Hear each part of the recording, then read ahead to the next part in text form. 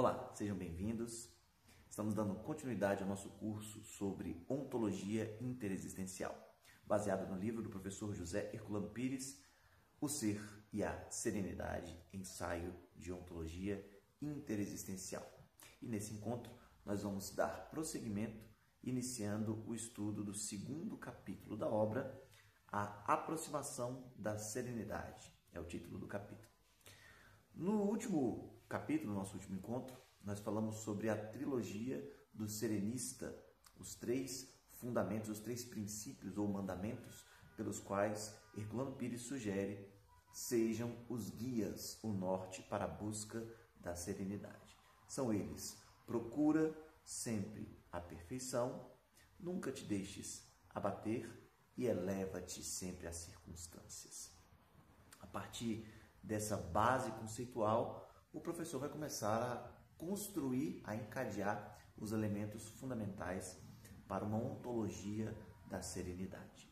E nesse capítulo, sobre a aproximação da serenidade, ele vai falar sobre as nossas relações com o processo de tornar-se sereno, de buscar a serenidade.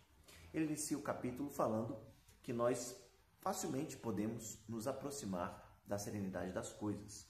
Isso se faz de maneira concreta, através da busca pela essência enquanto relações das coisas com o meio em que elas estão inseridas. Existe uma serenidade concreta, física, nos elementos materiais, físicos e nos ambientes.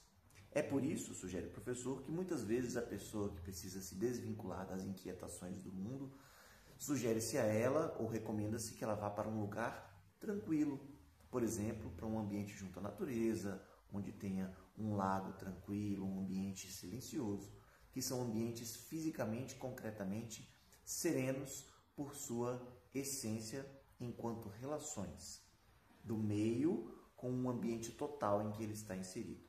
Então não existe uma inquietação de movimento, de existências, um torvelinho de coisas acontecendo naquele ambiente. É um ambiente que está ali estático em suas manifestações concretas, e isso faz com que ele tenha a sua própria serenidade, que nos induz a aproximar-se através do contato físico, do contato concreto. Mas é indispensável ao homem que essa serenidade física tenha uma correspondência espiritual, porque se não tiver, ele vai ansiar por retornar ao torvelinho da precipitação, à bagunça do mundo.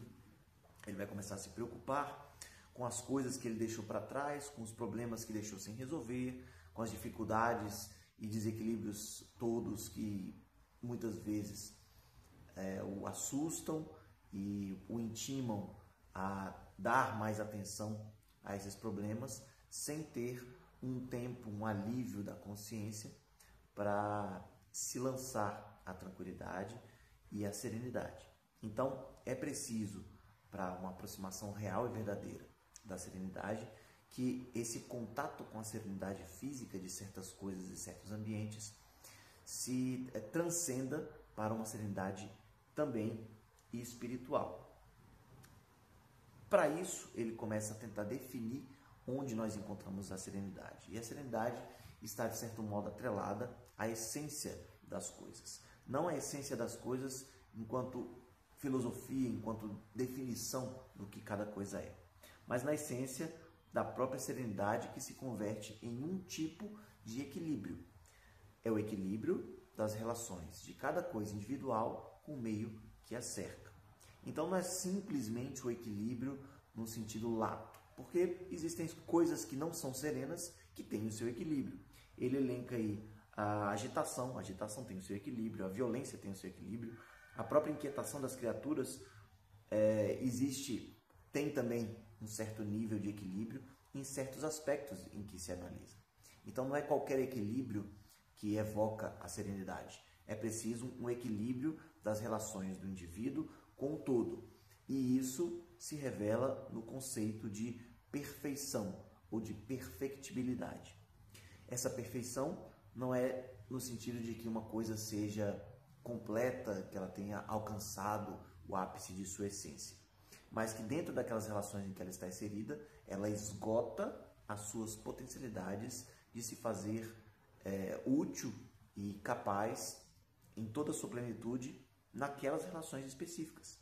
Então, o que muitas vezes faz com que algo pareça ou nos traga a ideia de serenidade concretamente é a inserção desta coisa individual naquele ambiente de maneira a encaixar de maneira perfeitamente plena com os outros elementos individuais ou com o conjunto em que ela está inserida. E nós intuímos isso através dos sentidos e muitas vezes essa serenidade faz com que nós também acabemos entrando em um estado de serenidade. Serenidade das coisas ou do mundo, como ele vai explicar em capítulos posteriores, nos faz evocar a serenidade dentro de nós mesmos, desde que a nossa intenção esteja alinhada com isso.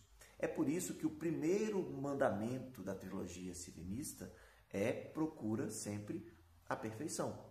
A maneira de nós darmos o passo fundamental, o primeiro passo para a serenidade é justamente na procura da perfeição dos nossos atos, da perfeição individual no tempo e no espaço, das coisas e das nossas ações e de quem nós somos a cada momento.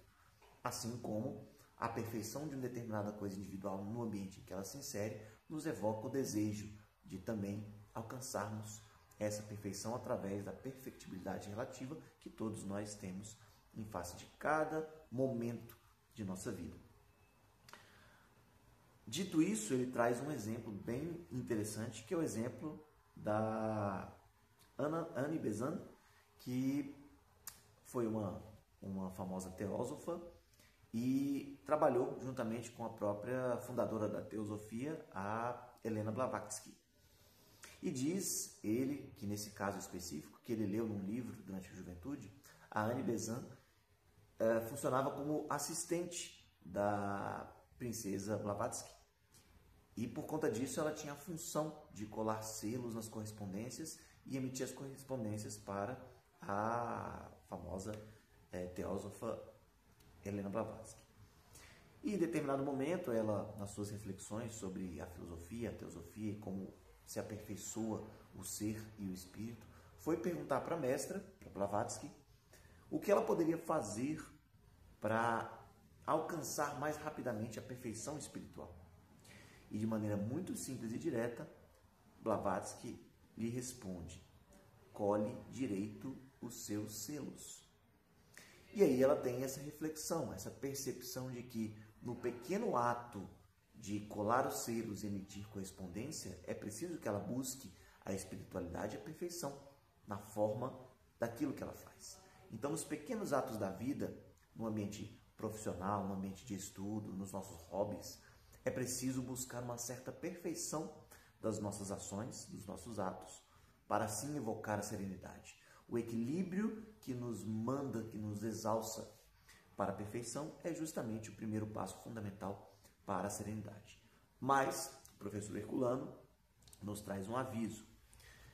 Não basta simplesmente lançar-se à busca pela perfeição em todos os atos, porque quando nós fazemos isso, nós acabamos nos inquietando e perdendo a serenidade das coisas em função de um processo obsessivo, compulsivo, de querer as coisas de uma maneira perfeita constantemente. Quando nós esgotamos as possibilidades de um determinado ato individual, ele alcança a sua serenidade. E a partir desse ponto, não cabe mais a inquietação, o incômodo em relação àquilo que está concluído. E ele prossegue numa avaliação hipotética desse mesmo exemplo.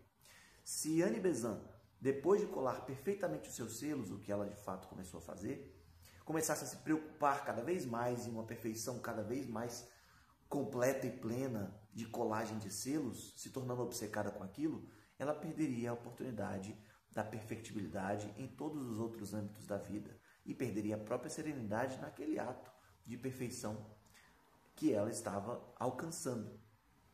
E isso o professor explica através da dicotomia entre o sereno e o inquieto.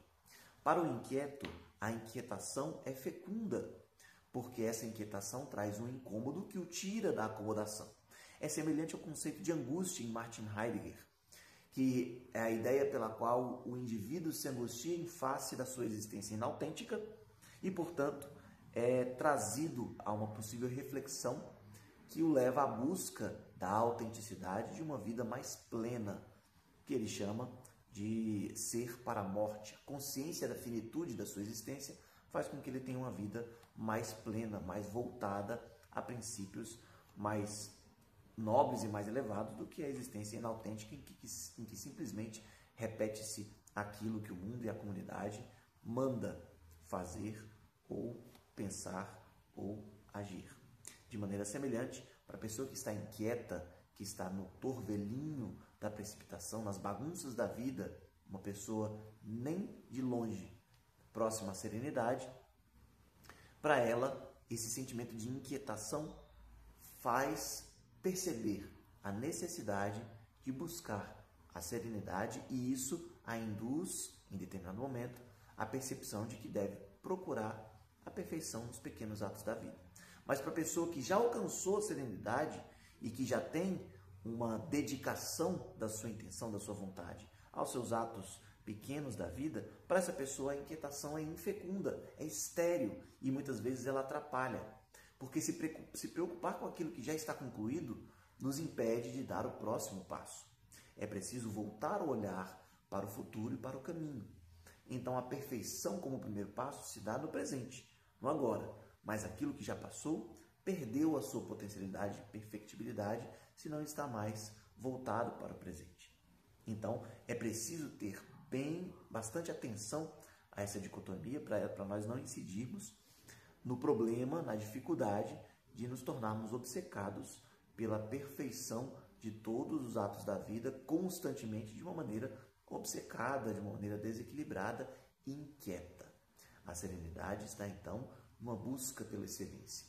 E isso nos lembra muito os pensamentos dos orientais na meditação, nas artes marciais e em outras filosofias milenares que pensam justamente na ideia da busca pela excelência, mesmo que essa excelência seja crivada de pequenas dificuldades, de pequenos desequilíbrios, que com o tempo vão sendo corrigidos em outras oportunidades, em outros pequenos atos da vida.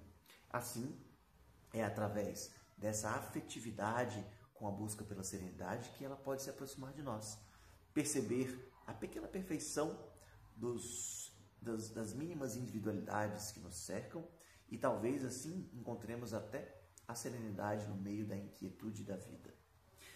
E em face disso, nós busquemos agir com perfeição em cada ato da vida, sem nos tornarmos obcecados e inquietos com essa perfectibilidade, mas nos esforçando para sermos o melhor que nós podemos ser a cada momento. Essa é a ideia de como a serenidade pode se aproximar de nós e pode ser paulatinamente construída em nossos corações e almas. Com isso, nós encerramos esse encontro e nos encontramos no próximo vídeo para nós falarmos sobre o capítulo 3 do nosso livro O Ser e a Serenidade, ensaio de ontologia interexistencial do professor José Herculano Pires. Nos vemos lá. Até a próxima.